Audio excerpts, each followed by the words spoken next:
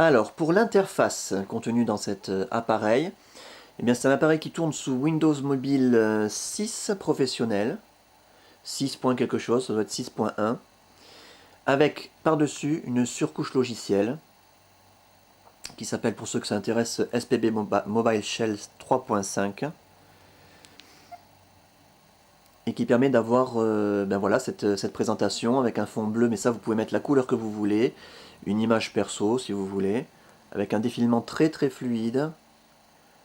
Donc là c'est la météo, je voulais peut-être montrer sur la première vidéo. Voilà, c'est très très fluide. Il y a plusieurs pages d'accueil. Il y a une page d'accueil professionnelle. Voilà, on fait pivoter de bas en haut ou de haut en bas, ça peu importe. Un carrousel qui permet d'avoir les pages d'accueil façon comme ça, tourniquet, qui permet par exemple d'accéder au contact. On clique dessus, on choisit un contact directement en cliquant dessus, et là on peut lui envoyer directement un texto, ou l'appeler, ou lui envoyer un mail, puisque c'est un appareil qui fait la fonction qui permet d'envoyer des mails avec la Wi-Fi, ou d'en recevoir, et ça fonctionne très bien. Qu'est-ce que je peux vous montrer? Inclus dans cet appareil, donc vous ne trouverez pas ça non plus dans les autres HTC Touch vendus sur eBay, un logiciel multimédia pour lire notamment les titres MP3, et qui permet d'avoir les pochettes de disques qui s'affichent. Donc vous avez le son qui est assez puissant sur cet appareil. Voilà, quand on change, les pochettes s'affichent et la musique se lance. On peut également pivoter.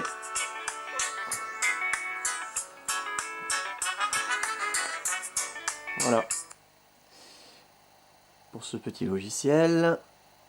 Également un logiciel pour visionner des photographies qui est génial.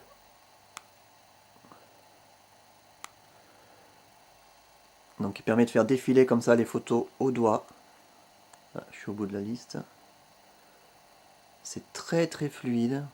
Et on peut choisir comme ça la photo. Hop. Il suffit de cliquer sur l'écran. On a une barre de zoom qui s'affiche. Alors je vais quand même prendre le stylet. Ce sera peut-être un peu plus pratique. Même si jusqu'à présent vous avez vu que j'ai navigué rien qu'avec le doigt. Donc on clique sur l'écran, une barre de zoom.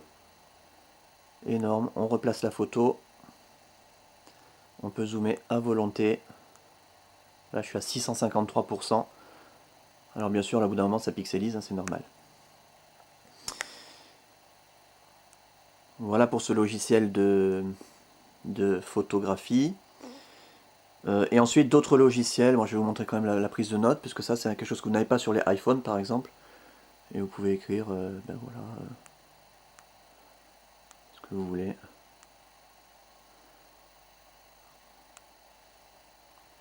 Voilà donc pour l'interface de ce HTC Touch.